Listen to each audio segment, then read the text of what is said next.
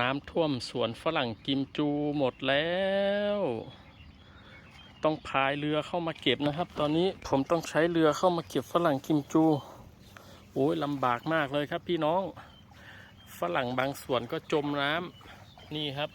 บางส่วนที่จมน้ำไปนี่คือผิวเขาเสียเลยนะผิวเขาจะเปื่อยยุ่ยเขาจะเน่าไปเลยผลผลิตเสียหายเยอะมากครับน้ำท่วมปีนี้รุนแรงมากๆเนี่ยผมต้องใช้เรือเข้ามาเก็บนะครับตอนนี้ฝากช่วยอุดหนุนผมด้วยนะครับฝรั่งกิมจูหวานกรอบปลอดสารนะครับเราปลูกเองขายเองครับสวัสดีครับ